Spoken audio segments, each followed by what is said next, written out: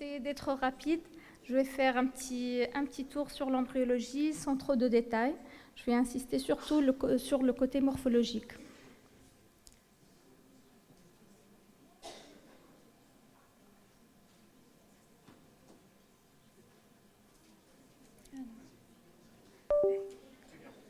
Alors.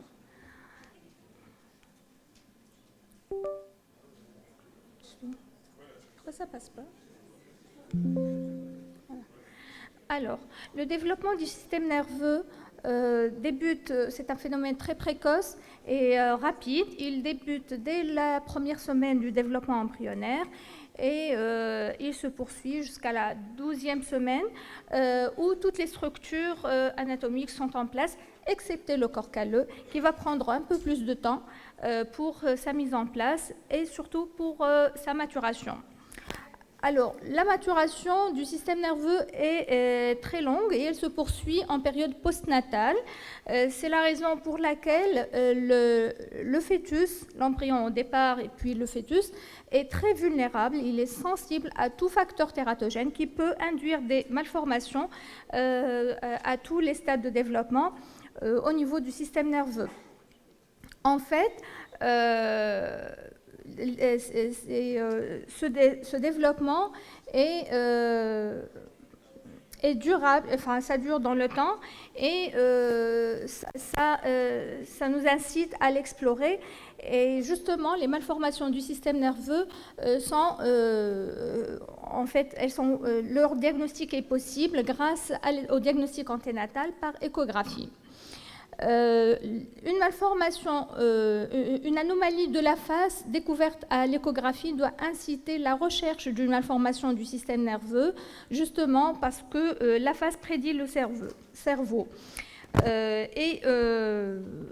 Le fait de trouver une malformation cérébrale doit nous faire chercher systématiquement d'autres malformations associées, notamment les malformations cardiaques qui peuvent être en rapport avec des anomalies des crêtes neurales.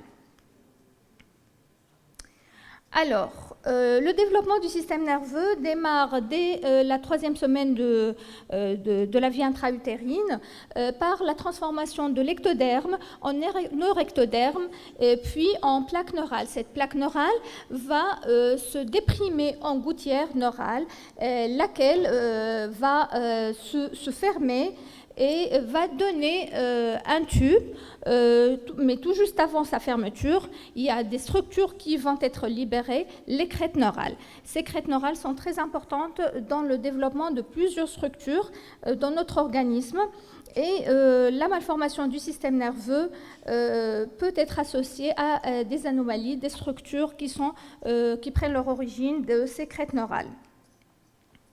Alors, à 3 semaines, le système nerveux d'un embryon est fait de 3 vésicules. Donc, le tube neural va se transformer en 3 vésicules. Le cerveau antérieur ou prosencéphale, le cerveau moyen ou mésencéphale et le cerveau postérieur ou télencéphale. Alors, à 5 semaines, ces 3 vésicules vont se diviser, vont donner 5 vésicules secondaires et qui vont se développer pour donner la totalité de l'encéphale. La partie caudale du tube neural va se développer en moelle épinière.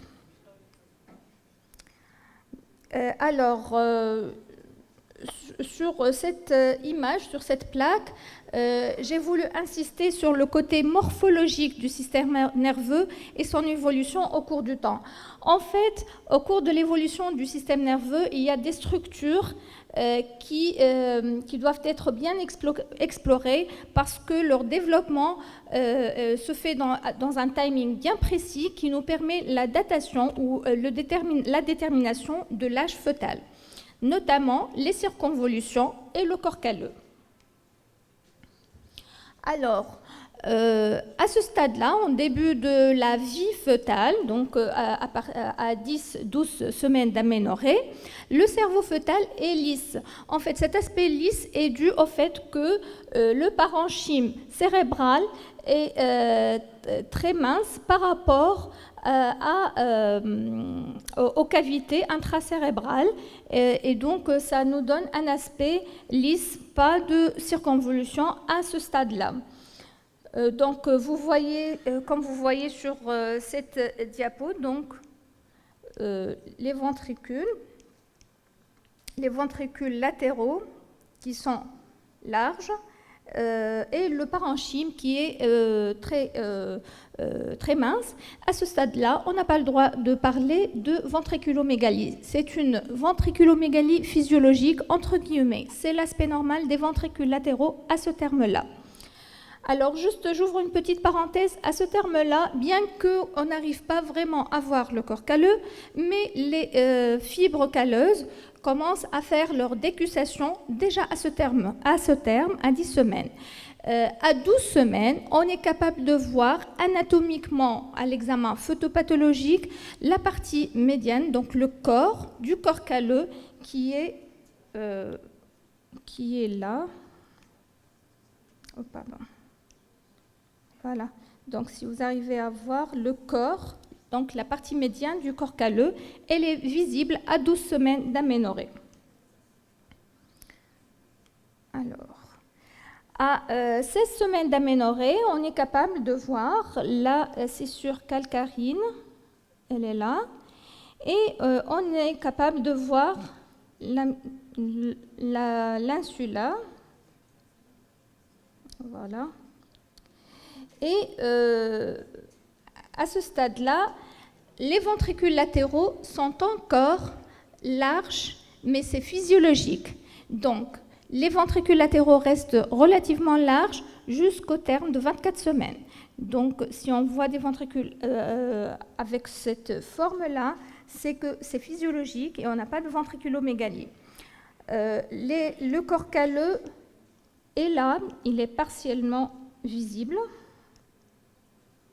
Voilà, il est partiellement visible. Donc la partie médiane est visible à ce terme-là. À 20-22 semaines, on n'a pas le droit de ne pas voir un corps calleux complet. Donc à ce terme-là, le corps calleux est complet et les fibres calleuses traversent, donc elles sont en place et nous avons on peut voir le rostre, on peut voir le corps et on peut voir le splénium. Donc là, à 22 semaines, la visibilité est on est plus à l'aise pour explorer le corps calleux, mais à 20 semaines, on a déjà le corps calleux qui est complet. Alors, on peut voir la vallée sylvienne à ce terme-là. Donc, à 20 semaines, nous avons la vallée sylvienne sous forme de dépression, donc qui est bien visible. Donc c'est un repère qu'on va suivre au cours de la grossesse. Et donc à 24 semaines, la scissure sylvienne est là et on commence à avoir un angle postérieur qui se ferme déjà à ce terme-là. Et on peut voir aussi la scissure temporale supérieure. J'ai un problème avec le pointeur. Ça fonctionne. Okay.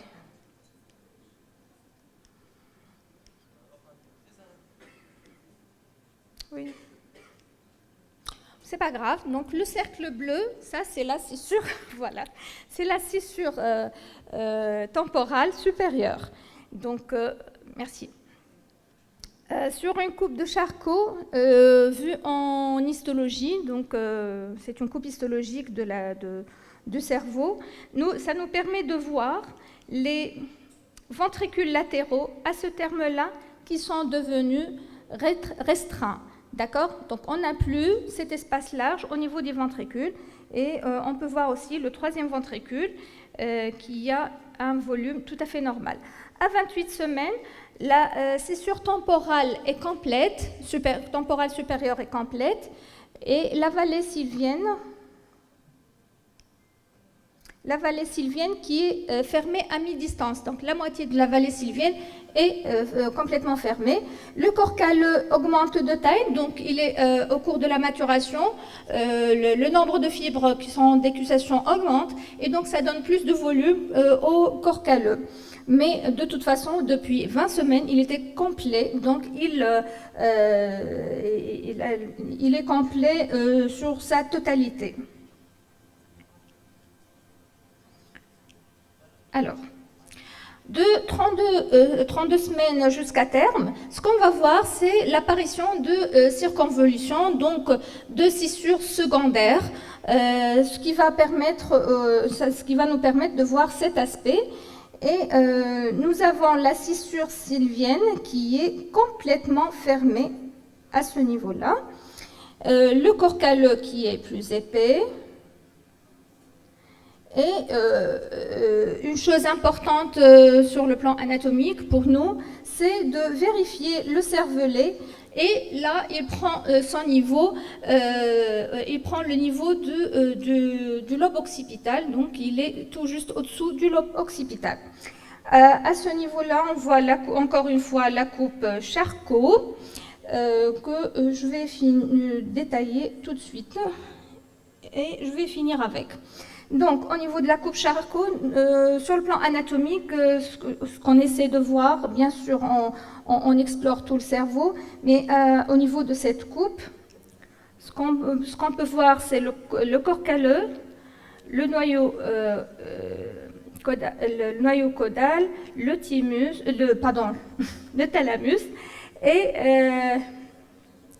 le noyau caudé, le thalamus et le noyau lenticulaire.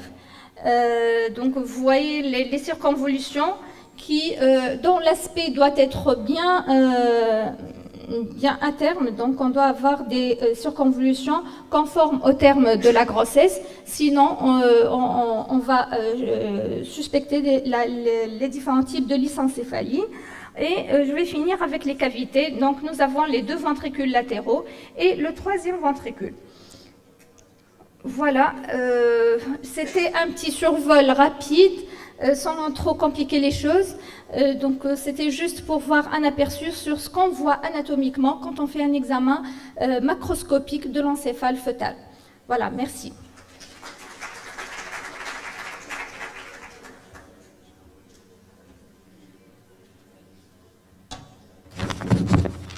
Est-ce qu'il y a des questions? On est déjà en retard. On va essayer. Ah, c'est les tiens.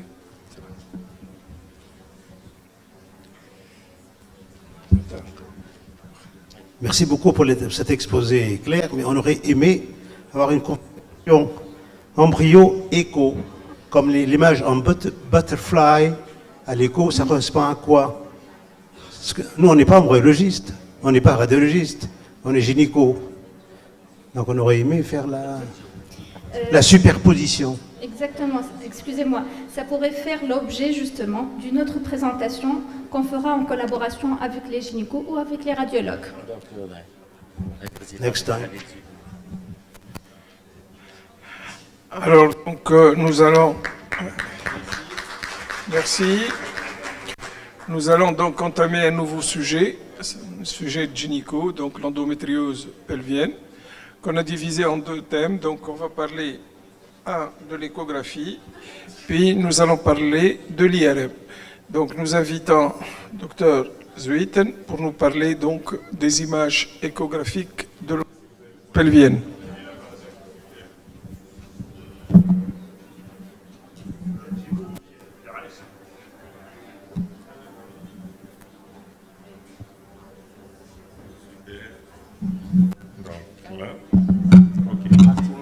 Alors, bonjour tout le monde. Je suis très content, il y a beaucoup de monde dans la salle, donc le sujet intéresse souvent les sujets d'obstétrique intéressent plus que les sujets de gynéco. Et je vais vous montrer qu'est-ce qu'on peut faire, on peut voir à l'écho pour un bilan d'endométriose. Je vais passer rapidement sur ça. Donc vous avez l'IDEA, je ne sais pas si vous connaissez l'IDEA, c'est un groupement donc international qui permet de faire un checklist pour vous montrer comment, par 4 étapes, vous pouvez analyser, faire un checklist d'endométriose. Vous n'êtes pas obligé d'utiliser l'IDEA. Moi, personnellement, je n'utilise pas l'IDEA, j'ai mon propre checklist. Mais pour débuter, vous pouvez utiliser le checklist de l'IDEA. Et vous avez le MUSA, c'est le même genre de groupement. C'est un consensus international qui a décrit les lésions d'adénomiose. Donc, endométriose, adénomiose, ça va ensemble.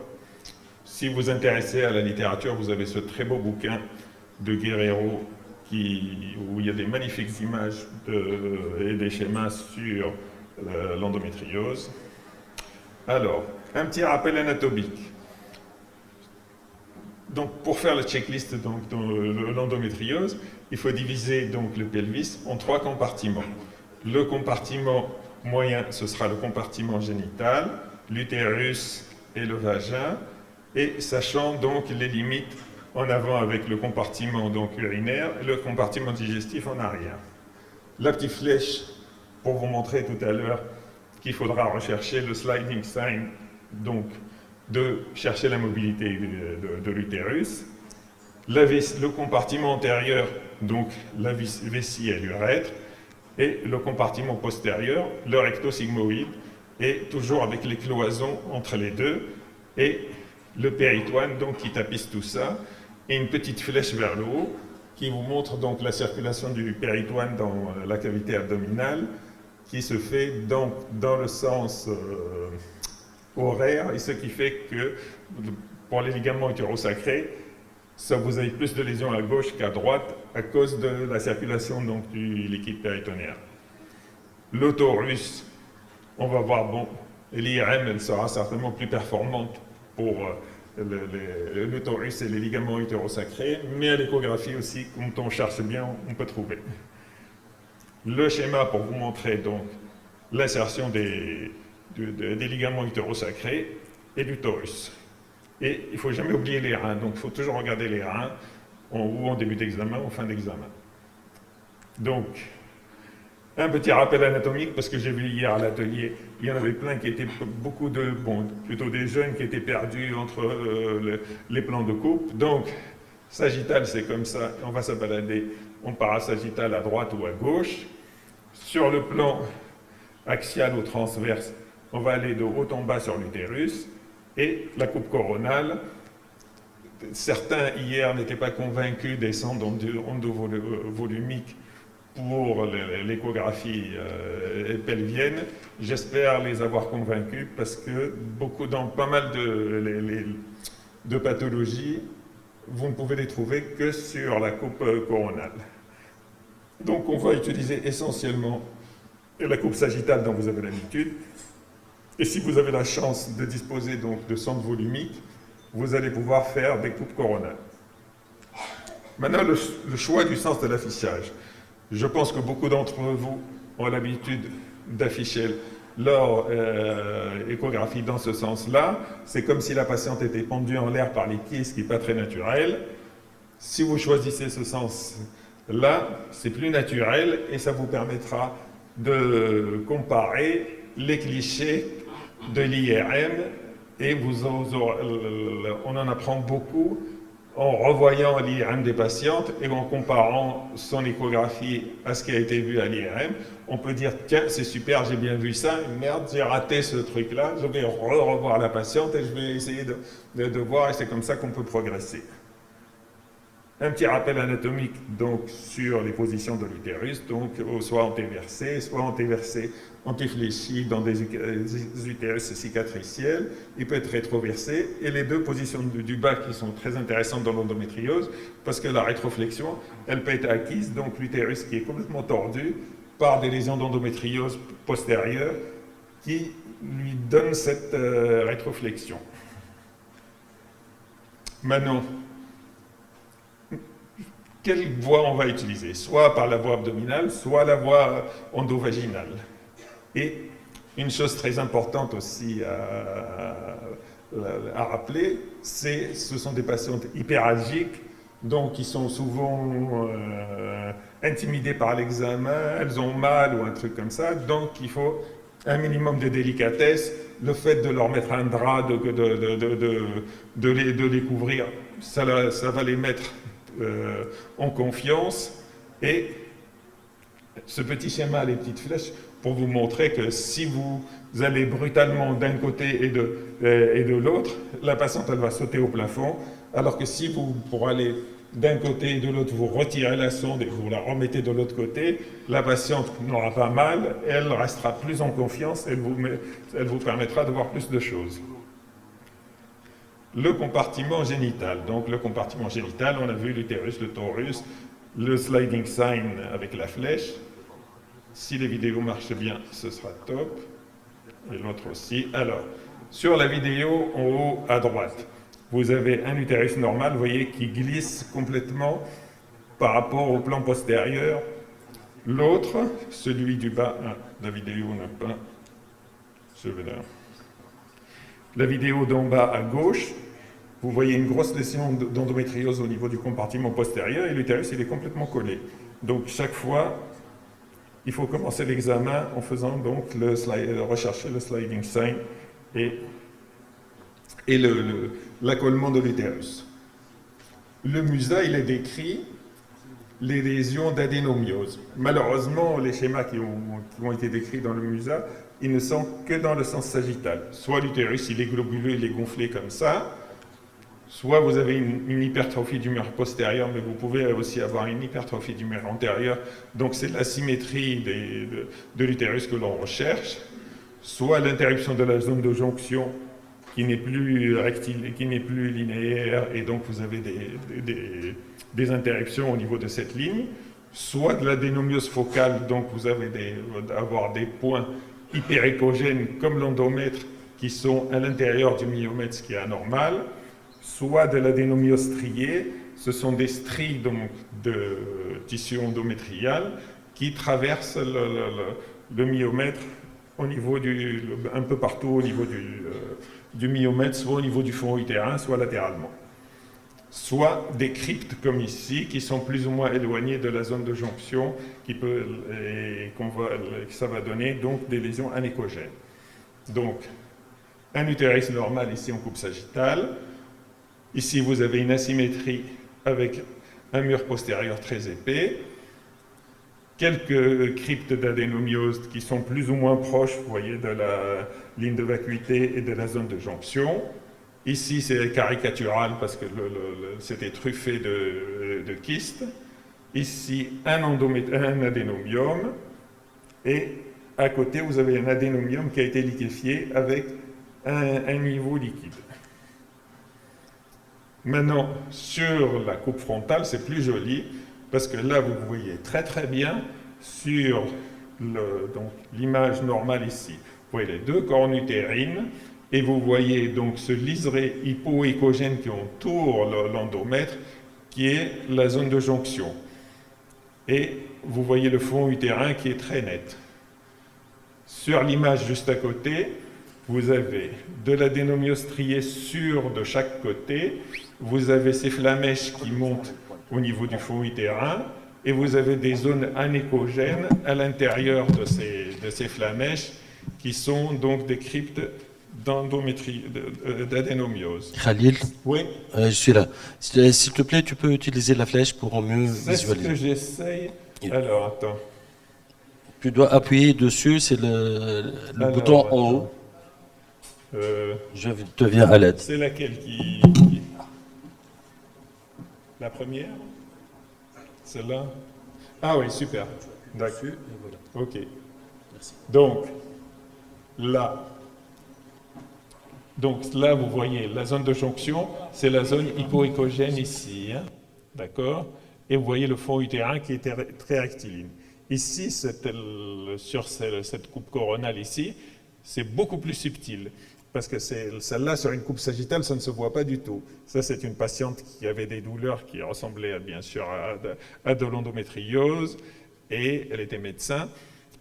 Elle vient me voir, et sur la coupe frontale, vous voyez, vous avez de l'adénomiose focale avec donc des zones hyperéchogènes à côté d'une trompe comme ça, et elle a une IRM après qui montrait les mêmes images. Celle-là, elle est magnifique. Je l'ai piquée à mon copain Jean-Marc Levaillant. Vous voyez une hypertrophie ici de la partie postérieure de l'utérus et du fond utérin. Et vous voyez ce qu'il y avait dans le schéma du MUSA, ce sont des stries d'endomètre, voyez, qui traversent le myomètre. Donc elle est assez caricaturale comme image. Celle-ci, je l'ai vue il n'y a pas très longtemps. Pareil, vous avez le fond utérin qui est irrégulier ici. En plus, vous avez une grosse zone ici d'adénomiose focale sur le côté. Et la dernière, pareil, dans les mêmes genres d'images, le fond utérin complètement irrégulier avec ces flamèches qui traversent comme ça. Une fois qu'on a exploré l'utérus, on va regarder les ovaires. Donc on va tester la mobilité des ovaires. Donc sur chaque ovaire, on va chercher des kissing ovaries. Ce sont les ovaires qui sont accolés de chaque côté. Et très souvent, les patientes qui ont de l'endométriose, leur gynéco les envoie pour évaluer leur réserve folliculaire. Je vous ai montré hier à l'atelier qu'il y a un moyen très facile à faire, c'est le comptage folliculaire automatique, le sono-AVC. Et donc, vous appuyez sur un bouton, vous prenez le volume, et la machine, elle compte toute seule, elle vous compte tous les follicules. De préférence, il faut les faire J5, J7, c'est un peu idiot d'aller faire une échographie à J1 où la femme elle saigne, elle est gênée, vous êtes gêné parce qu'elle va tacher la table, un truc comme ça, alors que ça donne exactement les mêmes résultats entre J5 et J7 dès qu'elle a fini ses règles. Les endométriomes qu'on va rechercher, donc ils ont classiquement à l'échographie l'aspect de verre dépoli, comme ici, vous voyez, c'est légèrement hyperéchogène comme ça. Ici, vous avez des kissing ovaries avec un endométrium de chaque côté. On va déterminer le nombre d'endométriums et surtout leur taille pour que le chirurgien il évalue s'il faut les ponctionner ou s'il ne faut pas les ponctionner. Et on lui dit s'il faut plus que 4 cm ou moins que 4 cm. On va regarder aussi s'il n'y a pas de collection au niveau des trompes. Maintenant, le compartiment antérieur. Le compartiment antérieur, je vais être un peu plus lent sur le compartiment antérieur parce que c'est mon dada. Voilà, donc sur le compartiment antérieur, c'est très rare sur le compartiment antérieur, ça représente entre 5 et 10% donc des lésions d'endométriose sur le compartiment antérieur. On va regarder l'espace prévésical, le récissus vésico-utérin, la vessie, vous voyez avec une alternance de couches de la séreuse jusqu'à la muqueuse, l'urètre, les urtères, et bien le septum vésico-vaginal, et bien sûr, ne pas oublier les reins.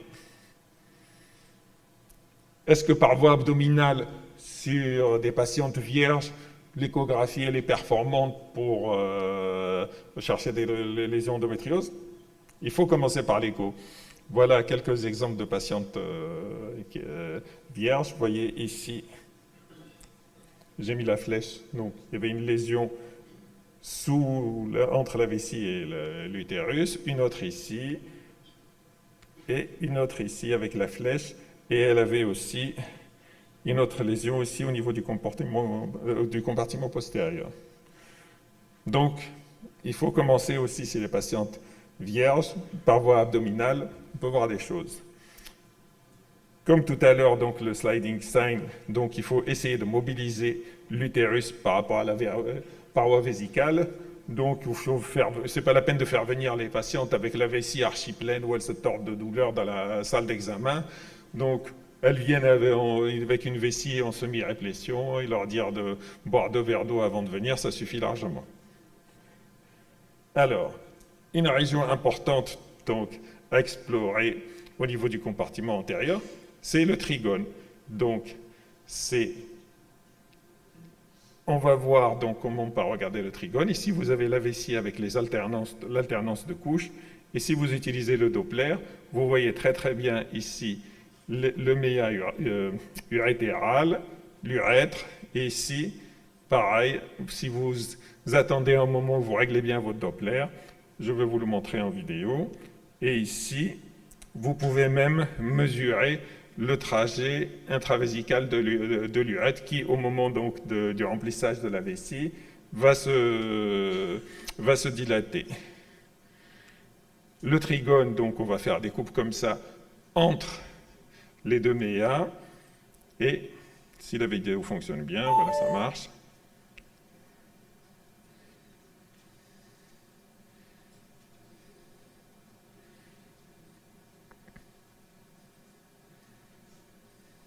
Et vous voyez bien qu'on peut voir les deux méas. Ici aussi, mais ici par voie transpérinéale, donc j'ai mis la sonde sur le périnée, et on voit ici l'urètre ici, et ici l'urtère avec le méa. Ça, vous allez voir après. Pour le chirurgologue qui va voir la patiente, s'il a besoin de l'opérer, c'est de lui indiquer la distance entre le méa et la lésion donc d'endométriose. Voilà ici une lésion d'endométriose ici au niveau de la vessie, donc, et avec prise au niveau du Doppler, et on va lui mesurer la distance par rapport au méa. Celle-là, elle est plus belle et très rare. Vous avez une lésion donc d'endométriose qui a envahi le méa, et bien sûr, si vous regardez les reins, elle avait une hydronéphrose. Alors, à quoi ressemblent donc des nodules d'endométriose au niveau de la vessie? Donc, les lésions sont souvent ou hypoéchogènes ou anéchogènes, bien limitées et surtout non vascularisées. Ça peut être hypoéchogène comme ça peut être une bulle anéchogène comme ça, ou ça peut être comme ceci, et je vous montrerai d'autres lésions qui envahissent la vessie. Ça, c'est ce que ça donne en cystoscopie. Le diagnostic différentiel. Les lésions d'endométriose ne sont pas vascularisées comme ici dans un cancer de la vessie. Ça, c'est plus anecdotique, c'est une urétérocèle. Alors, pour la cloison entre la vessie et le vagin, il y a un examen très facile à faire. C'est pendant que vous mettez votre sonde endovaginale, d'introduire un cathéter d'aspiration bronchique et de remplir avec une seringue de gavage là, de 60 ml de sérum. Là, vous isolez bien la cloison et vous voyez très très bien la cloison donc, entre la vessie et le vagin. On peut faire la même chose avec une sonde rectale de l'autre côté, et comme ça, vous isolez très très bien le vagin. Ça, c'est en vidéo. Bon.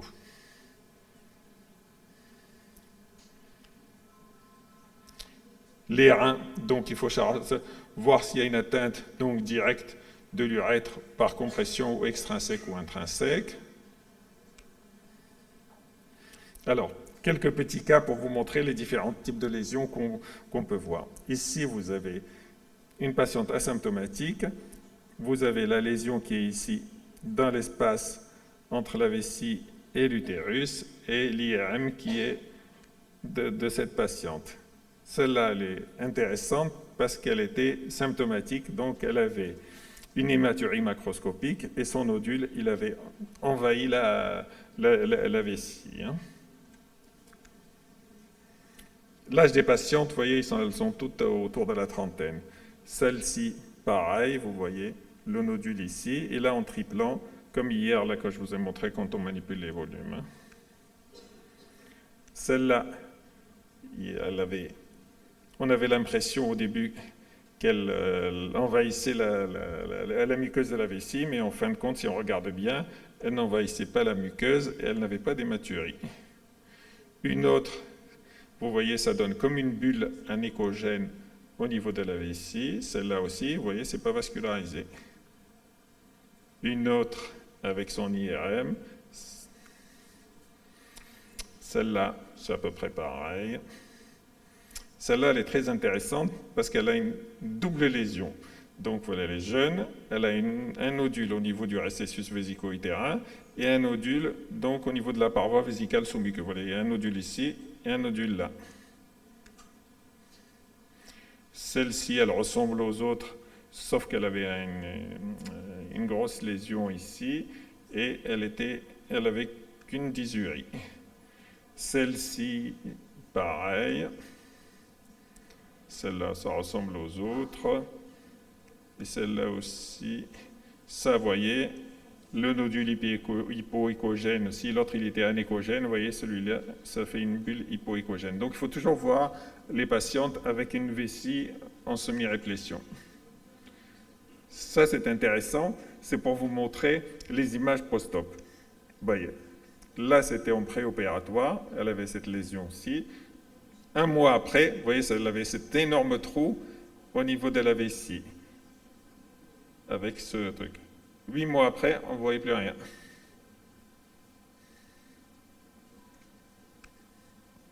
Alors, le compartiment postérieur, c'est plus classique. Pareil, il faut toujours être systématique. Donc, le septum rectovaginal, la région recto-cervicale avec l'utorus et les ligaments hétérosacrés, le rectum et le sigmoïde, le cul-de-sac de Douglas, et on va voir quelques images.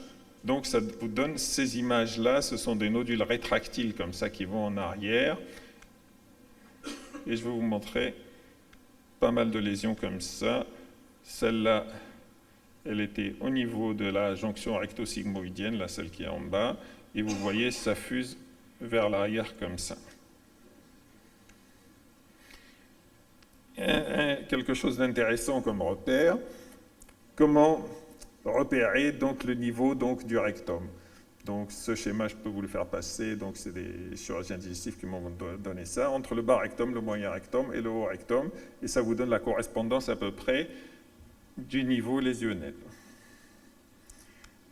Alors, un autre examen qui peut être facile à réaliser, si vous donnez, donc en cas de suspicion donc, de nodule du compartiment postérieur, c'est de donner un normacol à la patiente la veille, de lui dire de faire un normacol le matin pour qu'elle n'ait pas de sel au niveau du rectum, de mettre la sonde en endovaginale et de lui mettre une sonde endorectale avec un remplissage progressif donc, du rectum. Vous voyez la lésion qui est en bas et en même temps, vous voyez, j'utilise une autre sonde, la sonde d'aspiration bronchique que je mets au niveau du vagin. Là, vous avez une lésion donc, qui est en bas ici à gauche. Ça, c'est avant la rectosono. Je vais vous montrer ce que ça donne en rectosono. Vous voyez, on isole la lésion, on voit qu'elle respecte la muqueuse et on peut mesurer donc la distance de la muqueuse. Et ça, c'est l'image que je vous ai montrée tout à l'heure, donc de la vaginosonographie. Celle-ci, pareil. Si vous mettez les sondes comme ça, vous voyez vous isoler, et celle-là aussi, elle a respecté la muqueuse. Une autre aussi, avec une image donc de coloscopie, voilà ce que ça donne. J'imagine qu'ici, il y a des gastros qui font donc de l'écho-endoscopie, mais l'écho-endoscopie, même l'écho-endoscopie avec une fréquence assez élevée, ne donne pas des images aussi belles que la rectosono. Là, vous voyez, la rectosono en haut, vous voyez la résolution de l'image. En bas, vous avez une écho-endoscopie. Là, je vais passer, bon, c'est des vidéos comme tout à l'heure, donc pour vous montrer le remplissage. Celle-là aussi.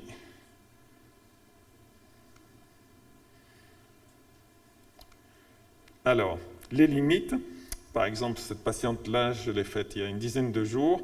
Elle avait donc cette lésion très haut située qui était au niveau de la charnière recto-sigmoïdienne, malgré les normacols et le tantin.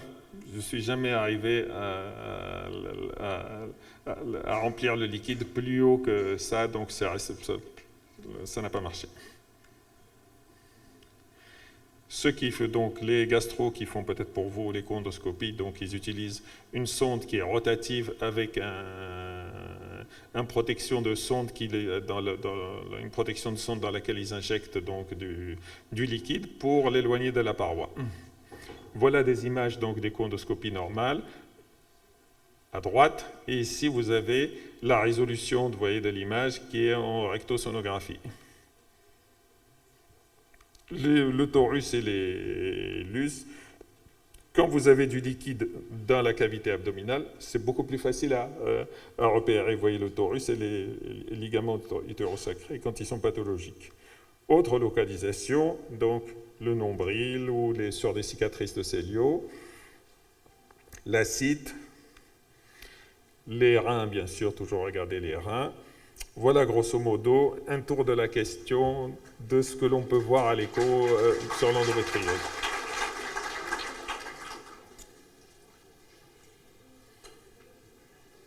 Merci Khalil pour ce tour d'horizon sur les lésions endométriosiques et les différentes localisations.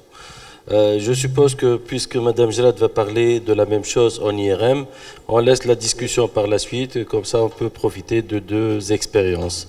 Donc Madame Gelad Marim, elle est chef de service de radiologie à l'hôpital Charles-Nicolle et qui a eu une grande expérience en matière d'IRM pelvienne.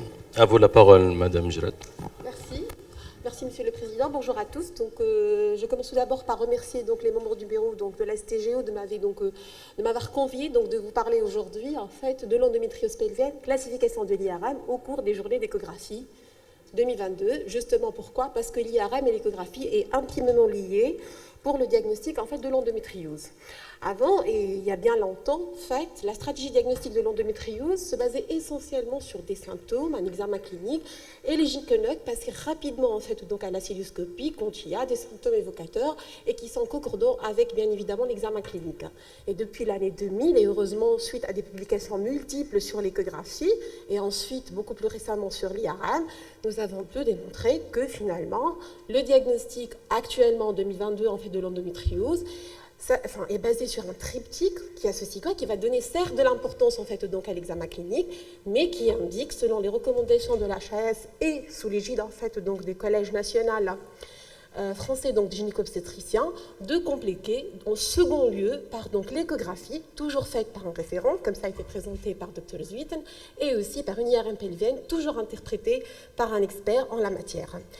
Et quelle est alors la place de l'IRM? Je mets ici donc l'étude Cochrane, qui a comparé en fait donc l'échographie à l'IRM en matière en fait donc d'atteinte ovarienne, en matière d'endométriose et en matière d'atteinte donc endométriosique profonde.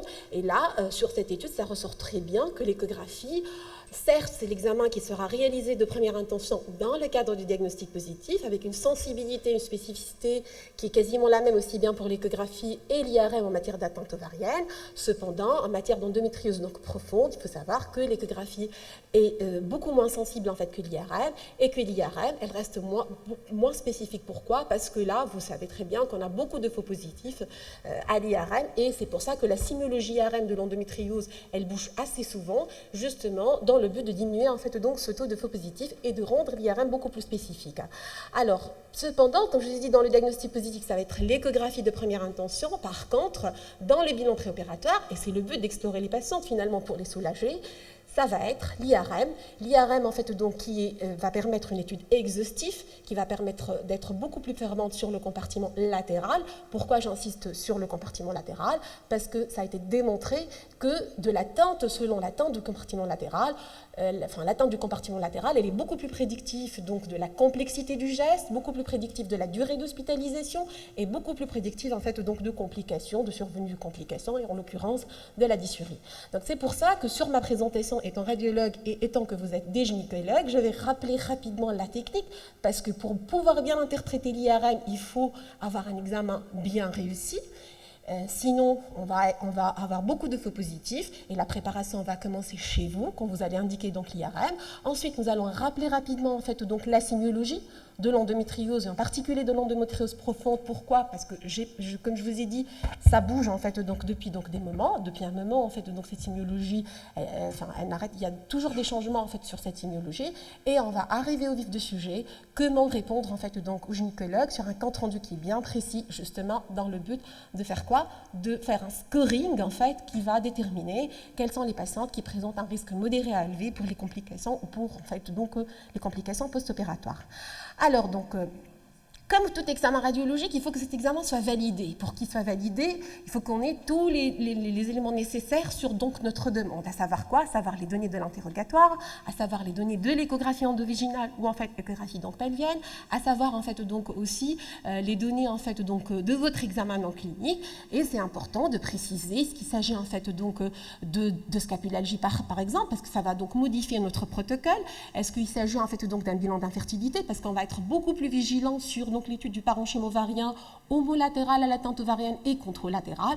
Tout ça c'est important, et pour les jeunes, en fait, ce que je recommande aux radiologues, c'est d'utiliser en fait donc ce qui a été publié par la CIFEM, justement pour pouvoir répondre et cette liste en fait donc des données cliniques et de l'examen clinique et de l'interrogatoire. Alors un petit mot sur la technique, j'insiste sur ça. Pourquoi? Parce que finalement, pour pouvoir être expert en fait donc pour l'interprétation des IRM en matière d'endométriose, il faut qu'on ait une IRM qui est réussie. Ça veut dire quoi une IRM réussite? Ça veut dire une IRM où on n'a pas d'artefact cinétique, ça veut dire une IRM où on a une bonne acuité en fait donc du rectosigmoïde, justement pour pouvoir détecter l'atteinte donc du compartiment postérieur. Et c'est pour ça que cette préparation, comme je vous ai dit, commence chez vous à partir du moment que vous allez indiquer donc l'IRM. Donc il faut savoir que nous allons utiliser des sangles en fait abdominales pour assurer donc l'immobilité donc abdominale. Nous allons aussi en fait donc indiquer systématiquement un jeûne de 3 à 6 heures justement pour éviter donc le péristaltisme qui va donner un artefact donc cinétique. Nous allons utiliser systématiquement des antipéristaltiques justement dans le but d'éviter en fait donc cet artefact cinétique qui est dû au péristaltisme.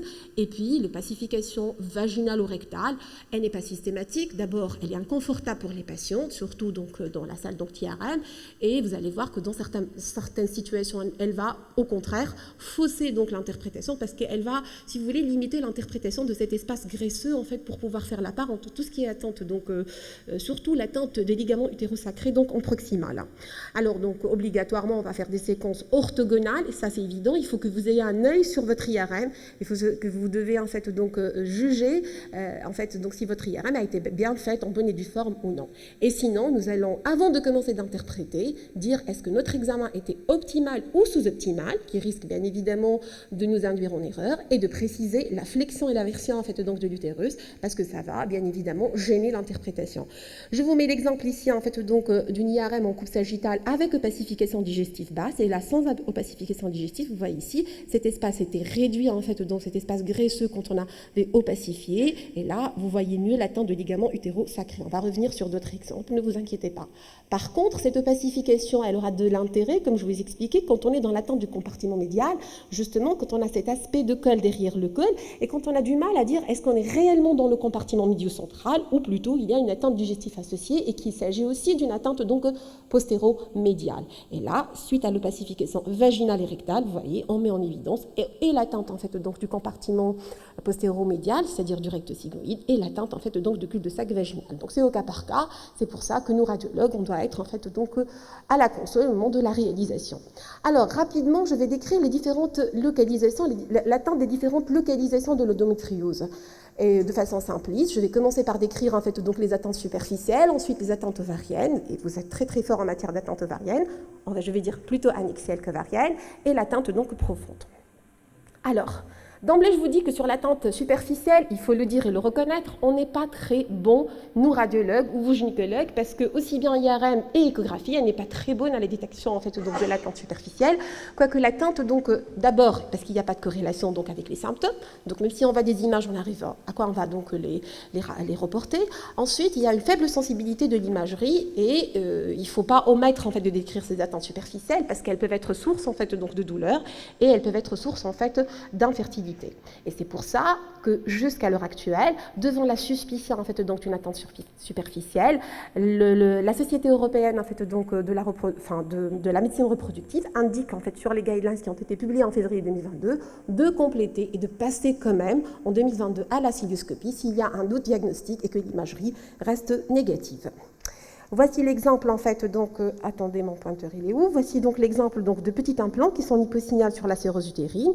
Ça c'est beaucoup moins évident. Par contre, nous avons de la chance d'avoir des implants hémorragiques en fait sur ces implants sur la séquence T1 façade. Ça va devenir beaucoup plus facile à détecter en fait donc cette atteinte superficielle. Ensuite, l'atteinte annexielle. Ce qui est important à préciser à l'atteinte annexielle, c'est de décrire aussi bien l'atteinte ovarienne que l'atteinte en fait donc tubaire, parce que le plus souvent, d'autant plus en fait, ce sont des patientes qui viennent dans le cadre d'un bilan d'infertilité, parce que comme vous le savez et mieux que moi, que l'endométriome n'explique pas les douleurs. D'ailleurs, nous, quand nous recevons une patiente avec des douleurs pelviennes et que le résident il est tout en fait donc excité parce qu'il a vu en fait un endométriome à l'IRM, on lui dit tout simplement l'endométriome n'explique pas la douleur, il faut chercher ailleurs, il faut poser la question en fait exacte donc à la patiente, quel type de douleur il s'agit pour pouvoir s'orienter vers le compartiment qu'il faut en fait interpréter. Alors donc ce qui est important et ce que vous devez exiger surtout quand on est dans le bilan d'infertilité en présence d'un endométriome, de préciser la taille de l'endométriome, de préciser le caractère unique ou multiple, de préciser le caractère uni ou bilatéral et surtout d'étudier l'état du parenchyme donc résiduel ovarien homolatéral et l'état de l'ovaire en fait contralatéral, en précisant le volume en fait de l'ovaire toujours dans un plan sagital, ça c'est important. Ensuite, en dénombrant en fait donc en faisant le comptage en fait donc de nombre de follicules, comme ça a été dit, idéalement nous on le fait à J5, à J3 on n'a pas vraiment ce problème en fait donc pendant les règles, mais bon à J5 aussi c'est possible.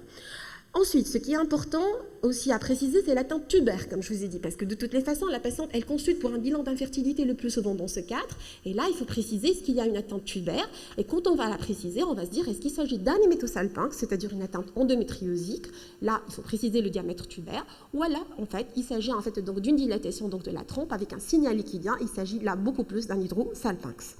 Voilà, ça pour être très exhaustif. Alors, je vous mets ici l'exemple donc en IRM. Il s'agit d'une séquence T2, la séquence T1 avec sans saturation de signal graisseux, la séquence T1 avec saturation de signal graisseux et la séquence T1 avec injection de gadolinium. Je vous ai dit, elle est optionnelle et elle n'est pas systématique. Chez cette patiente, comme vous voyez très bien, il y a une association entre endométriome et kyste lutéal hémorragique. Pourquoi je vous mets ça? Parce que vous savez, quand il y a un endométriome, souvent il y a en fait de l'endométriose profonde associée, il y a de la rétraction, ce qui va favoriser la survenue des kystes lutéo-hémorragiques. Et ça, c'est un diagnostic différentiel. Donc c'est pour ça que je vous mets l'image avec les deux en fait donc diagnostics en même temps qu'on a eu la chance d'avoir chez cette patiente. Et là, vous voyez que le diagnostic chez cette patiente, là, il s'agit d'un endométriome parce qu'on le reconnaît à gauche facilement à un aspect en hypo T2, réalisant ce fameux effet donc shading. Par contre, sur la T1, donc sans saturation de signal graisseux, l'endométriome il va apparaître en hypersignal T1, beaucoup plus en hypersignal que la graisse. C'est pour ça qu'on réalise des séquences sans saturation de signal graisseux, contrairement au kyste lutéal hémorragique qui lui, il reste donc moins hypersignal que la graisse. Et ça, c'est important comme séquence. Après saturation de signal graisseux, on va avoir en fait donc une accentuation de cet hypersignal en fait au niveau de l'endométriome, alors que ça reste quasiment la même chose sur le kyste lutéal hémorragique. Si le doute persiste, on va injecter, l'endométriome ne se rehausse pas, le kyste lutéal hémorragique va avoir un rehaussement périphérique que vous voyez donc ici, c'est un peu à la façon que vous voyez vos kystes lutéo-hémorragiques à l'échographie avec cette couronne en fait qui est vascularisée au Doppler. Voilà. Donc, un autre exemple d'une atteinte ovarienne bilatérale, et ça, vous voyez, ça a été très bien présenté donc à l'échographie, ce fameux signe de kissing ovaris. Il faut savoir que c'est avec ces deux endométriomes bilatéraux, le kissing ovaris, quand on le voit, il témoigne d'une atteinte, en fait, d'une endométriose profonde associée, ce qui va entraîner, en fait, donc cette rétraction rétro-utérine en région médiane, et ce qui nous invite à être beaucoup plus vigilants, nous, en fait, donc, au moment de l'interprétation de l'IRM. Sinon, donc, pour l'appréciation de l'état tubaire, il faut systématiquement compléter donc, par la séquence coronale, ici, qu'on voit ici. Nous allons reconnaître donc, la trompe grâce à son aspect tubulé, grâce à la présence des fronges avec ses cloisons incomplètes. Là, il s'agit d'un hémétosalpinx endométriosique, parce que sur la séquence T2, que vous voyez ici, donc, grâce à la V6, c'est des liquides. Vous voyez, il est en hyposignal T2, donc on a ce fameux effet shading, et sur le reste, c'est un hydrosalpinx. Tout ça, il faut le préciser. Arrivons au vif du sujet, l'atteinte profonde. L'atteinte profonde, en fait, elle va avoir plusieurs sémiologies, dont la sémiologie donc, la plus facile à détecter, ça va être donc les implants mixtes, c'est-à-dire qui associent de l'hyposignal T2 avec des implants hémorragiques. Ces implants hémorragiques vont servir de moyen de détection pour nous à l'IRM. Mais sinon, ça peut être des nodules en hyposignal T1, hyposignal T2, ça peut être aussi des implants à forte composante glandulaire avec une faible réaction fibreuse qui vont apparaître en hypersignal T2. Mais heureusement, quand on a les implants hémorragiques, on est beaucoup plus facilement orienté. Alors, quand nous allons interpréter donc cette atteinte profonde, nous allons en gros sur une coupe axiale diviser le pelvis en 9 compartiments. Nous allons avoir donc deux coupes en fait, donc deux lignes en fait horizontales qui séparent la vessie et l'utérus en avant, qui séparent donc l'utérus et le rectum en arrière. Et puis nous allons tracer deux lignes donc verticales qui vont reprendre en quelque sorte donc le trajet du fascia viscéral, ce qui va diviser en gros finalement donc le pelvis en fait en compartiment antérieur, médial et en fait donc central avec donc et postérieur avec un compartiment central et deux compartiments donc latéraux. Et là on va commencer donc par les compartiments centraux. Les compartiments centraux, c'est l'atteinte de trois éléments essentiels: le ligament utérosacré, donc sa partie proximale, le torus, puis on va voir donc le vagin et l'axone recto-vaginal. Alors pour les ligaments utérosacrés, pour dire quelle est donc l'atteinte et les milieux centrales, il faut que ça touche en fait donc les 2 premiers centimètres des ligaments utérosacrés à partir en fait donc du torus. Ça veut dire quoi? Ça veut dire qu'on est sur le 1/3 proximal en fait du torus. Il y a deux scénarios. Le premier scénario, on est sûr de notre diagnostic. Le diagnostic d'endométriose de l'attente médio-centrale est certain. Pourquoi? Parce qu'on va avoir, comme ici représenté, soit une attente nodulaire, soit en fait une attente qui est donc irrégulière, soit une attente spiculée et qui va être donc visible sur 2 plans.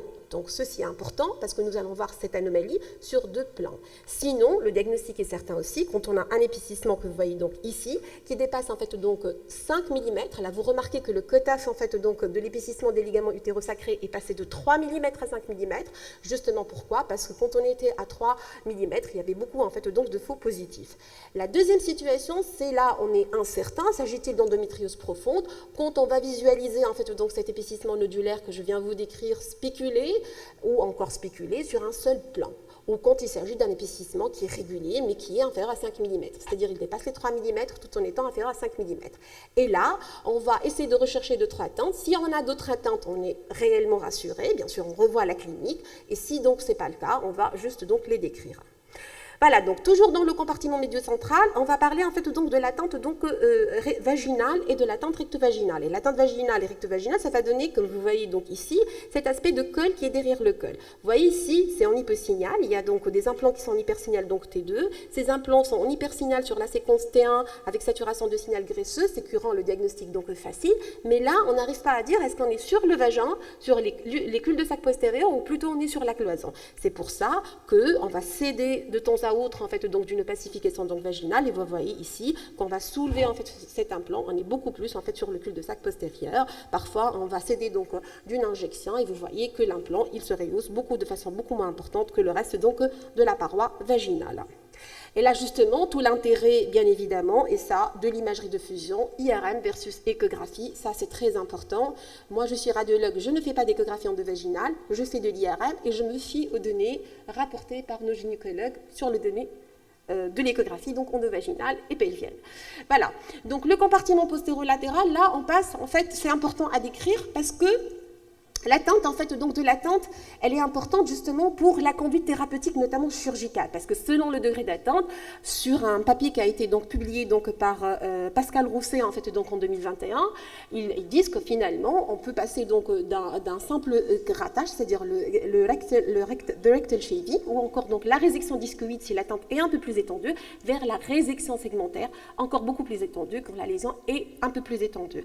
Et c'est pour ça, il faut savoir qu'en matière d'attente donc de compartiment postérolatéral, l'échographie, elle est supérieure pour préciser le degré d'attente de la musculeuse et pour être précis sur l'attente musculeuse. Alors que l'IRM, et ça a été démontré en fait donc sur la présentation donc d'avant, alors que l'IRM reste beaucoup plus forte pour dire qu'il y a une attente donc multicentrique et surtout pour rechercher ces attentes hautes, parce que finalement donc la sonde endocavitaire, certes, donc elle a donc une résolution spatiale qui est bonne, mais au-delà de 7 à 8 cm, quand l'attente est les plus haute sigmoïdienne, ça va être l'IRM qui va répondre donc à la question. Voilà, donc c'est pour ça qu'il faut préciser la localisation, la longueur d'extension, la distance entre l'attente et la marge anale, c'est-à-dire donc le pôle inférieur et la marge anale, la circonférence, et toujours donc sur des coupes axiales qui vont couper cette atteinte comme ça, dans le sens donc perpendiculaire. Et si on en a plus que 3 donc compartiments atteints sur cette image de camembert, c'est beaucoup plus, les chirurgiens vont beaucoup plus vers une résection que vers autre chose. Ensuite, donc l'atteinte antérocentrale, qui est l'atteinte vésicale en l'occurrence, c'est important, quand on va la retrouver, il faut être sur le compte rendu, il faut être précis et préciser en fait s'il y a une atteinte du dos, qui est la plus facile en fait donc à opérer. Est-ce que l'attente elle est plutôt sur la cloison, un peu plus postérieure, ou est-ce qu'elle est beaucoup plus sur la base? Et là, quand il y a une atteinte sur la base, c'est important d'être précis parce qu'il faut préciser, comme ça a été fait à l'échographie, en fait l'attente donc ce nodule par rapport à l'abouchement donc urétéro et par rapport en fait à l'abouchement de l'urètre. Et ça, je vous le dis ça donc tout de suite. Nous, à l'IRM, on n'est pas très bon. C'est pour ça qu'on va se fier en fait donc à l'échographie. Et c'est aussi des moments où la fusion image IRM échographique, c'est intéressant aussi pour pouvoir dire est-ce qu'il y a une atteinte ou non des abouchements. Voilà en fait donc un exemple d'attente de la paroi en fait donc vésicale et si facile à reconnaître donc par les implants hémorragiques. Voilà une atteinte qui est beaucoup plus étendue sur la paroi vésicale, qui touche à la fois le dos, la cloison et qui descend en bas vers la base. Voilà, les compartiments latéraux maintenant, qui sont les plus difficiles. On va commencer par le plus simple, qui est le ligament antérolatéral, enfin le compartiment antérolatéral, ce qui revient en gros à l'atteinte de ligament rond. Pourquoi c'est important? Parce qu'à préciser, parce il est source en fait donc de récidive des douleurs s'il est non traité. Ça veut dire quoi non traité? C'est-à-dire s'il n'a pas été décrit en fait donc par le radiologue. Il peut s'agir en fait donc d'un épaississement nodulaire que vous voyez ici. Et là, ça devient donc très très simple, que ce soit en proximal, que ce soit donc en distal, facilement reconnaissable en fait donc comme ici donc sur la séquence T1 donc par donc les implants donc hémorragiques, comme il peut s'agir en fait donc d'une atteinte qui est beaucoup plus complexe en fait à déterminer, que ce soit en échographie ou en écho. Et sincèrement ici, ça a été donc prise en fait donc pour pour un nodule donc une masse ovarienne qui était en hyposignal T2. Alors quand nous avons retrouvé donc ces implants en fait donc hémorragiques, c'était bel et bien en fait un épaississement nodulaire au niveau du ligament rond gauche. Les compartiments les plus difficiles en fait donc à l'IRM, c'est le compartiment médiocentral, enfin médiolatéral et postérolatéral. Quand on parle donc de compartiment donc postérolatéral, ça veut dire quoi? Ça veut dire l'atteinte qui va toucher donc l'atteinte distale des ligaments utérosacrés et l'atteinte de la lame sacro-recto-génito-pubienne. C'est-à-dire les 2/3 distaux des ligaments utéraux donc sacrés. Par contre, quand on est donc l'atteinte, elle est plutôt au niveau des paramètres, on va parler beaucoup plus d'une atteinte médio-latérale. Comment on va faire la part des choses? Il faut prendre en considération en fait donc ça, vous êtes plus fort que moi étant chirurgien, que les lames utérosacrées distaux, ça va être comme une trinque, et puis donc la lame, ça va être le rideau qui va descendre verticalement en bas et en arrière. Et là, si on est donc si on est postérieur et latéral vers le bas, ça va être beaucoup plus sur donc le compartiment donc postérolatéral. Par contre, si on est beaucoup plus antérieur et latéral, ça va être beaucoup plus donc sur les paramètres. Ça veut dire finalement on est sur le compartiment médio latéral. Un autre repère, c'est par rapport à l'urtère. Quand on est sus-urétéral, ça veut dire qu'on est plutôt une atteinte donc paramétriale, c'est-à-dire on est sur le compartiment médiolatéral, alors quand on est sous-urétéral, c'est beaucoup plus en fait donc l'atteinte du compartiment postérolatéral. Pourquoi j'insiste sur ça? Parce que justement, l'atteinte du compartiment latéral a été démontrée, en fait, on a démontré sur les différentes publications, c'est l'atteinte la plus sujette à des complications post-opératoires, et notamment de la survenue du dysurie avec possibilité de recours au sondage. Donc, qu'est-ce que ça va donner en résumé? Ça va donner une atteinte qui est plutôt latérale et antérieure. On va tracer une ligne qui passe par la part antérieure du rectum. On est devant, on est beaucoup plus sur une atteinte du compartiment médiolatéral. Alors qu'ici, on est beaucoup plus en fait donc postérieur, beaucoup plus en bas et postérieur. On est beaucoup plus sur une atteinte postéro-latérale. Beaucoup plus rarement, heureusement, l'atteinte, elle peut s'étendre tout au long de la lame et arriver jusqu'en fait, elle dépasse le fascia en fait donc pariétal et elle va réaliser une atteinte donc pariétale donc pelvienne, arrivant au contact de l'échancrure sciatique. Ceci est important à préciser parce que pourquoi? Parce que d'abord cliniquement, elle est source en fait de névralgie pudendale qui va être rythmée par les règles et ça donc on va le savoir donc on sera beaucoup plus à l'aise quand on a cette clinique. Ensuite, ce qui est très important, elle est source donc de plaies vasculaires et devant ces lésions, rappelez-vous que je vous ai dit donc l'injection n'est pas systématique. Devant ces lésions, il faut faire un complément avec injection pour voir les rapports avec donc les vaisseaux. En plus, elle est source de complications post-opératoires, notamment une dysurie par section du plexus hypogastrique inférieur. C'est pour ça qu'il faut être précis. Il faut très bien la décrire en fait donc au chirurgien. Alors, ailleurs, il peut s'agir d'une atteinte extra-pelvienne, que ce soit du carrefour idiocécal, que vous voyez ici, rétractile, qui se rehausse, de la coupole diaphragmatique, mais là, habituellement, on est donc orienté par la clinique, ou d'une atteinte pariétale, toujours guidée, en fait, donc par la clinique.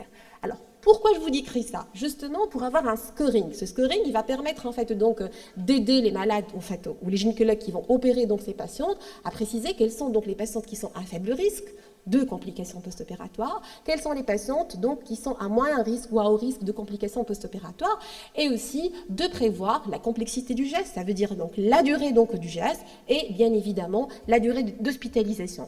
Et c'est comme ça finalement que finalement est apparu le scoring en fait donc des atteintes donc de l'endométriose à l'IRM.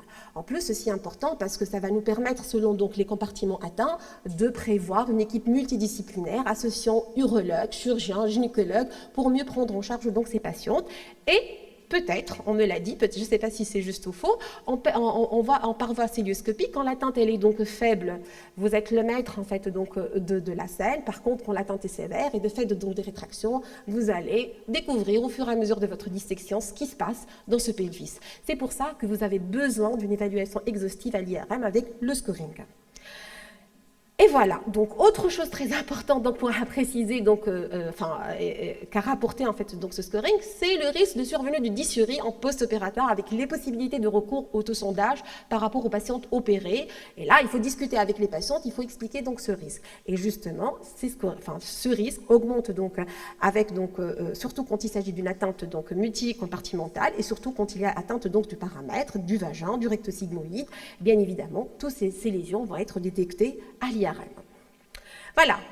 Donc, vous avez connu les classifications, donc le score révisé en fait, donc, de la Société américaine de médecine reproductive, qui a été longtemps connue. C'est une classification qui est chirurgicale, péropératoire, suivie par la classification de Enzen, qui est aussi une classification donc, chirurgicale, et récemment, des classifications donc, de scoring à l'IRM, c'est-à-dire une classification cette fois-ci qui a le mérite d'être préopératoire, a vu le jour. Et là, on a eu en fait, donc, très rapidement au cours de ces dernières années, deux nouvelles classifications, la DPI en fait classification, qui a commencé sur une étude Princeps donc en 2000 et l'étude en fait les résultats en fait ont été publiés en 2021, exactement en décembre donc 2021.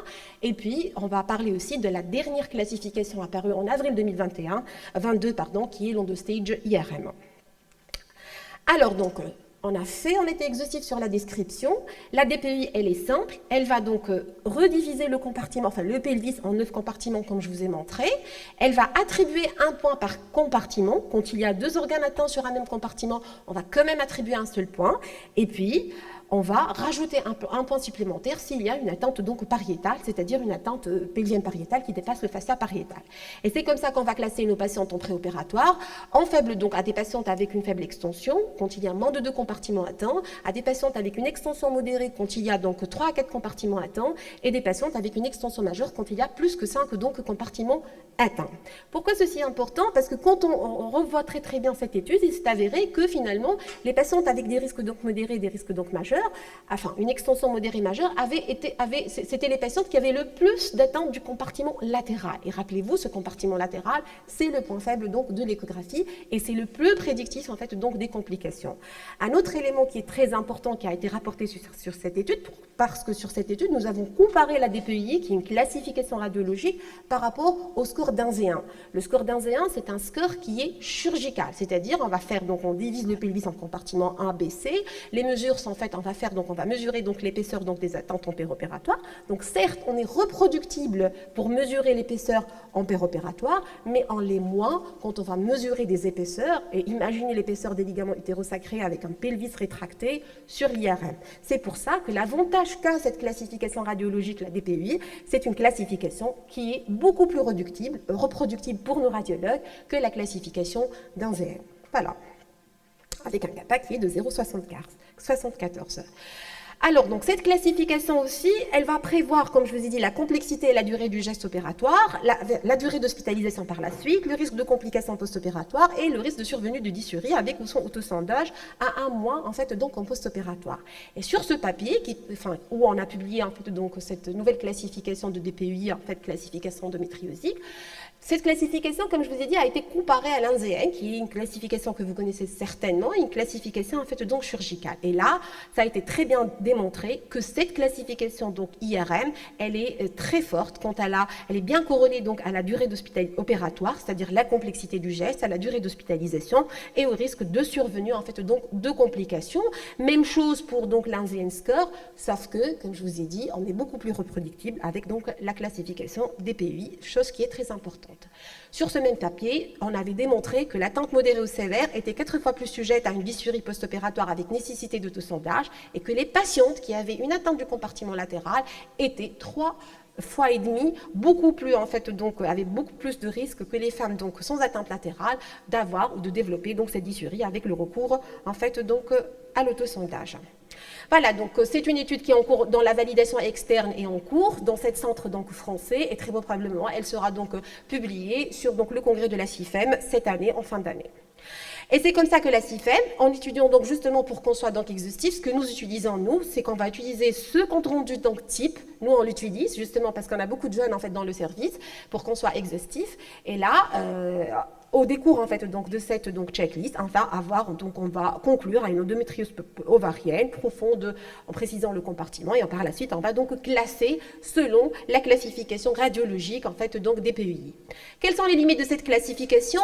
Rappelez-vous, ce compartiment médiolatéral et postérolatéral. La délinéation elle est difficile, je vous l'avoue, quand on va interpréter nos IRM, d'autant plus que ces nodules, tantôt ils sont chevauchants entre donc ces deux compartiments, donc on est de fait de cette rétraction, etc. On est vraiment la délinéation reste difficile de ces 9 compartiments. La validation externe, elle est en cours, je vous ai dit ça, et c'est une classification, ça c'est important, qui ne tient pas compte de l'atteinte annexielle, encore moins donc de l'atteinte superficielle. Donc c'est pour ça que récemment, en avril donc 2022, une nouvelle classification est apparue, l'ENDO-SAGE en fait donc IRM. C'est une classification cette fois-ci qui va classer l'endométriose en fait donc en 6 stades, de 0 à 5. Et sur en fait donc ce papier apparu, ce qu'on avait décrit, on avait dit que cette classification l'ENDO-SAGE, elle avait le mérite d'être très exhaustif en fait donc à la description IRM par rapport donc à la DPEI, à la façon de ces actualités, ces updates en fait donc de la classification FIGO pour la description du cancer donc d'un cancer de l'utérus, enfin d'un cancer donc du col. Donc elle a le mérite d'être très exhaustive. Et en gros, je vais être rapide parce que je vais bientôt terminer. Le stade 0, ça va être l'atteinte annexielle et l'atteinte superficielle. Le stade 1, ça va être donc l'atteinte donc des ligaments utérus donc sacrément proximal. Le stade 2, c'est un stade difficile, je vous l'avoue, en IRM, parce que le stade 2A, ça va être l'atteinte donc du vagin. Le stade 2B, ça va être donc l'atteinte de la cloison. Le stade 3, c'est l'atteinte donc des compartiments latéraux. Et là, on est sur le paramètre. Bien sûr, là, il faut préciser est-ce qu'il y a ou non une atteinte en fait, c'est-à-dire une dilatation, une hydronéphrose ou non. L'atteinte en fait donc de la lame, et puis beaucoup plus étendue avec l'atteinte qui va aller jusqu'en fait donc à la paroi pelvienne. Le stade 4 avec le 4A, l'atteinte du compartiment antéro donc central.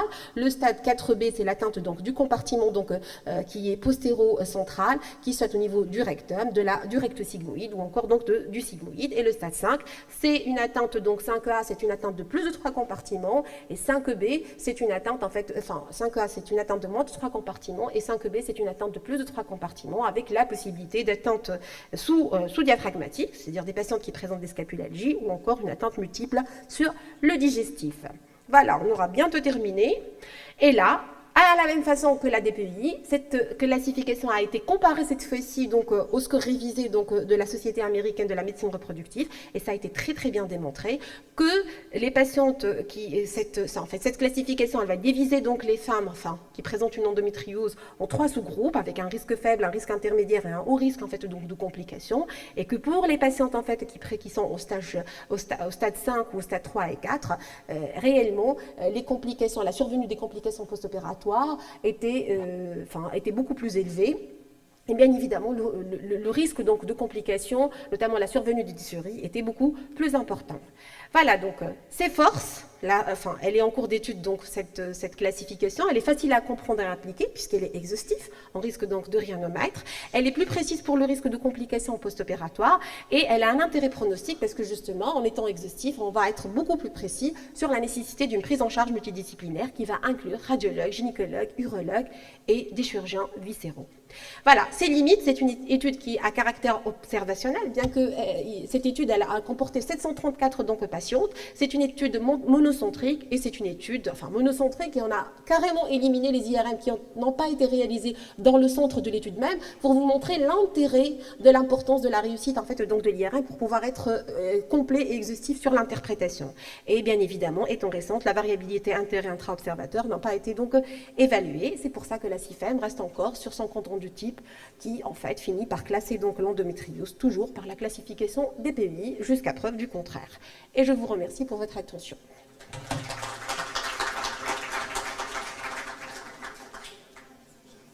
Merci Madame Jrat pour ce tour d'horizon d'IRM très didactique et très technique. Donc on va passer la parole à la salle. S'il y a des questions.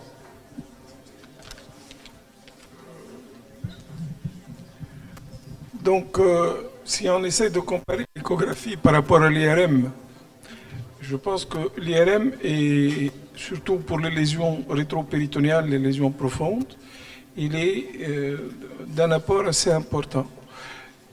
Et donc, dans la prise en charge, faut-il commencer, s'il y a une suspicion donc d'endométriose, faut-il commencer par une échographie ou bien passer directement à l'IRM?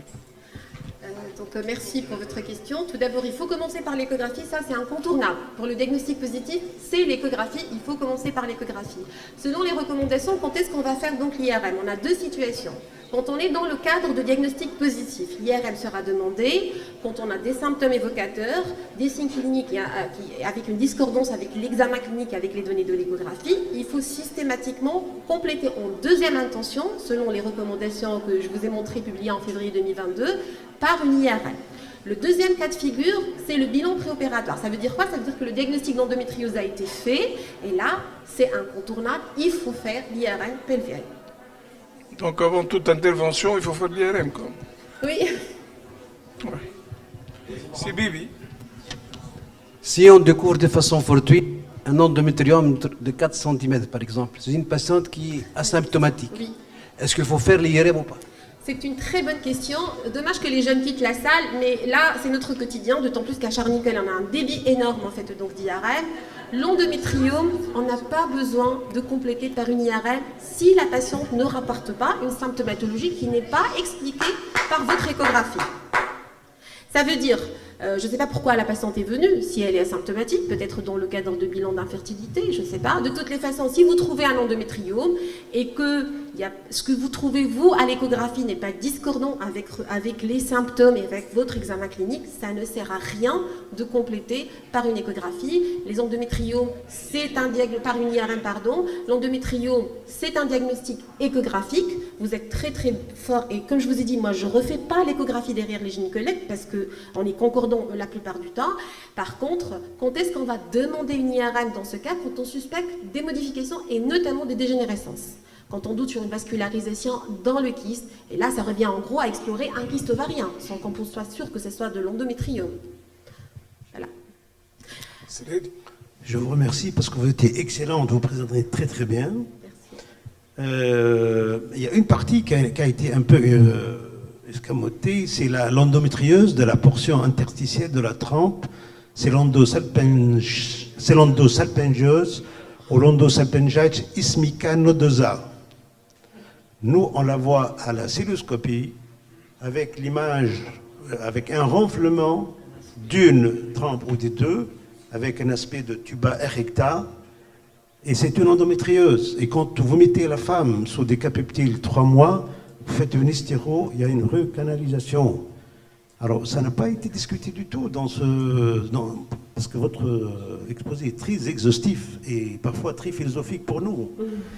Est-ce qu'il y a un apport à l'IRM dans cette pathologie initiale de la trempe? Ça n'a pas été Alors, je vais vous dit du tout. expliquer peut-être que sur cette partie, vous étiez... Parce que ce qui nous intéresse, nous, c'est une femme qui a mal, qui a une hypofertilité, et vous trouvez cette image. Oui.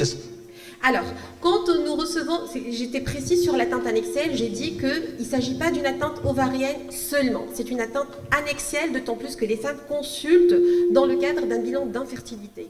Il faut être précis, il faut détecter les endométriomes, bien évidemment la taille, etc., tout ce qu'on avait vu, et aussi rechercher une atteinte tubaire, et faire la part entre une atteinte tubaire qui entre dans le cadre de la pathologie, ça veut dire un hématosalpinx, endométriosique, ce que je vous ai montré sur la coupe coronale, si vous vous rappelez, et l'hydrosalpinx, avec toujours la dilatation tubaire, avec le signal liquidien.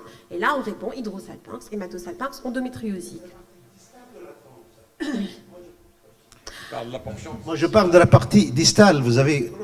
On est tout à fait d'accord. C'est la partie initiale qui n'a pas, c'est la partie proximale ou initiale de la trempe qui n'a pas été étudiée du tout dans cet exposé qui est excellent. Parce que justement, nous à l'IRM, on n'est pas très bon à la partie proximale. Parce que comment reconnaître une trempe? Je vais vous expliquer comment. On va essayer de la suivre, si elle est tubulée, on va retrouver les franges. Et un élément important, peut-être que j'ai omis de vous dire, c'est que quand on va injecter, quand on a des doutes, de temps en temps, on a des doutes, on va injecter Tout ce qui est tubaire va se... Par exemple, si vous avez une atteinte tubaire à proximité d'un endométrium, la paroi de l'endométrium ne veut pas se rehausser. Par contre, s'il y a une composante tubaire proximale associée, on va assister au rehaussement donc, de la paroi tubaire. C'est tout ce que je sais. Moi, quand j'ai lu de l'exposé, je m'attendais à ce qu'il y ait une évaluation du risque opératoire chez la femme. Quand il s'agit la plupart du temps de femmes infertiles ou subfertiles, et nous savons tous que opérer un kyste de l'ovaire endométriosique chez une femme qui veut tomber enceinte, qui veut avoir une grossesse, est un parcours extrêmement difficile et qui va nous amener à réduire la réserve de cette femme. Alors, est-ce qu'on a au niveau de l'IRM des astuces pour dire si j'opère cette femme, sa réserve ou son AMH va passer de 4 à 2 ou à 1 ou pas, parce que dans l'indication opératoire, ce facteur est essentiel, parce que la femme vient parce qu'elle veut avoir une grossesse. Oui, c'est pour ça que nous devons préciser, comme je l'ai dit, quand il y a un endométrium, le parenchyme ovarien résiduel. Ça veut dire quoi? Préciser son volume et faire le comptage des follicules sur ce parenchyme résiduel ovarien. Mais ça ne suffit pas, malheureusement. C'est tout ce que nous... Et étudier, bien évidemment, l'ovaire donc contralatéral. Après, c'est vrai que parfois on est amené à faire ce comptage, d'être beaucoup plus précis, à revoir la patiente à J5 du cycle, J3 à J5 du cycle, pour être beaucoup plus précis. Mais de toutes les façons, les scores publiés ne prennent pas, le DPEI ne prennent pas en considération l'atteinte donc annexielle, malheureusement, parce que tout le but c'est corrélé en fait donc à la complexité du geste opératoire et aux complications, et même le score en deux stage dont je viens vous parler, il considère l'atteinte annexielle comme une atteinte qui est de très faible risque. Ça c'est en matière de complications. Après en matière de fertilité, ce qu'on fait nous c'est le comptage et l'étude du parenchyme ovarien résiduel et l'état donc de l'ovaire contralatéral. Un peu comme les kystes bénins si la femme est jeune et qu'elle est désireuse de grossesse. C'est-à-dire qu'aujourd'hui, on sait que si on opère un kyste endométriosique, on va obligatoirement voir chuter la réserve ovarienne. Et c'est la raison pour laquelle on retient la main du chirurgien pour qu'il ne se précipite pas sur tout kyste ovarien en raison du pronostic de fertilité. Et bon, plus le kyste est gros, plus on va faire perdre de la réserve ovarienne à ces femmes. Et ça, c'est notre gros problème. Oui, mais la réponse n'est pas qu'à l'IRM. L'IRM, elle va juste vous répondre morphologiquement. Après, vous avez... je pense, hein, je ne sais pas. Moi, je vous remercie tous les deux, aussi bien Khalil que Mariam. Parce que vous avez des messages... bien précis. À commencer par Khalil, effectivement, on a dit que la délicatesse au moment de la réalisation de l'échographie endovaginale, il faudrait expliquer et il faut être très doux. Vous êtes au courant aussi bien que la majorité de l'assistance qui a eu des problèmes avec l'un des pionniers de la chirurgie de l'endométriose en termes de violence et de douleur subies par l'examen clinique, à tel point qu'il n'a pas été accepté de présenter son travail lors du dernier PSF. Deuxièmement, l'échographie de fusion, parce qu'à un certain moment, ça a pris de l'importance et entre aussi bien l'échographie et l'IRM. En fin de compte, moi je vais dire deux choses. L'écho et l'IRM doivent être complémentaires. Tout ça, c'est pour donner le maximum de renseignements. C'est-à-dire, surtout si on va opérer. Pourquoi? Parce que celle-là, on peut l'opérer facilement.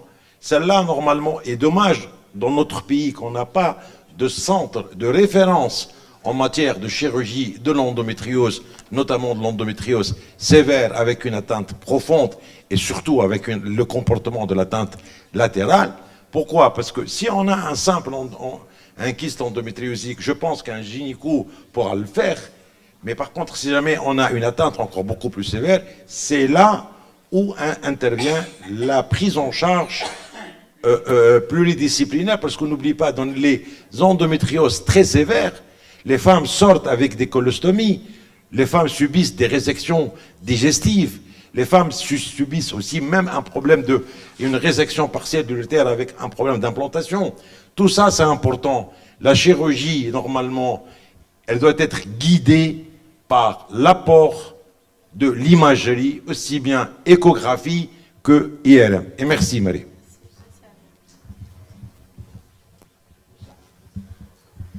Oui, s'il vous plaît, dans le cadre, nous on voit les endométrioses dans le cadre d'un bilan de fertilité. Et pour une échographie bien faite, où on arrive à observer les nodules au niveau du torus, de la charnière rectosigmoïdienne, en s'aidant de la vaginosonographie ou la rectosonographie, on peut dire qu'il n'y a pas de supériorité de l'IRM par rapport à l'échographie. Sauf peut-être pour les US, les utérosacrés, où c'est subjectif quand on parle d'épaississement ou de rétraction, à moins qu'on observe un nodule aussi. Et puis, une autre question pour Dr Zuit. Pour le test salivaire, où en est-il? Parce qu'il va peut-être nous aider dans le diagnostic des atteintes superficielles. Pour l'instant, il n'est pas homologué. C'est ça, il n'est pas homologué. Il n'est pas homologué. Jusque là où je bosse, là en Martinique, je sais qu'ils en font un truc comme ça, mais ce n'est pas encore homologué. Peut-être que c'est dans l'avenir.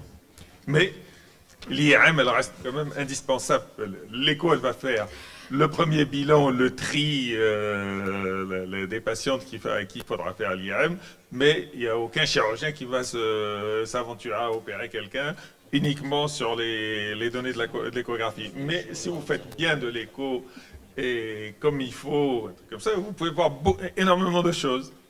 Voilà. Et c'est stupide d'aller faire de l'IRM direct. De toute façon, en France, personne ne fait une IRM sans qu'il y ait une écho. Ouais, et le coût aussi. Le coût. C'est le problème du coût. Non, c'est pas que le problème du coût seulement, il faut qu'on soit orienté réellement. Il faut que ça soit orienté. Voilà, parce que c'est pas la joie d'explorer une endométriose avec toutes les rétractions, toutes les modifications anatomiques. Ça vous paraît simple quand je vous expliquais, mais là, dans la vraie vie, il y a beaucoup de modifications anatomiques avec les cul-de-sac en fait qui destonent, des rétractions, la flexion, l'inversion, tout ça, ça va gêner l'interprétation et ce n'est pas un examen facile à interpréter. Donc il faut le valider d'abord pour pouvoir le réaliser. Ensuite, par rapport à la supériorité, réellement, c'est vrai que je suis radiologue, peut-être que je vais beaucoup plus parler de l'IRM, et d'autant plus que je ne fais pas de l'échographie endovaginale, donc je ne peux pas vous parler de mon expérience personnelle, mais réellement, ce que je vous ai montré, c'est Cochrane qui avait rapporté ça, en matière de sensibilité, l'IRM est plus sensible pour l'atteinte de l'endométriose profonde, mais elle est moins spécifique, justement à cause donc de ces faux positifs. Voilà, donc c'est pas moi qui... Donc, oui, c'est... Mais le diagnostic dans l'endométriose, en dehors des lésions organisées, c'est un diagnostic exclusivement cystoscopique. Sauf pour les lésions profondes, parce qu'elles sont sous-péritonéales. Mais le diagnostic, avant on pensait qu'il faut faire l'anapathe, mais on n'a plus besoin de faire l'anapathe. Donc c'est l'imagerie, mais cystoscopique, parce que toute la panoplie d'imagerie, elle n'est pas suffisante. La sensibilité n'est pas à 100%.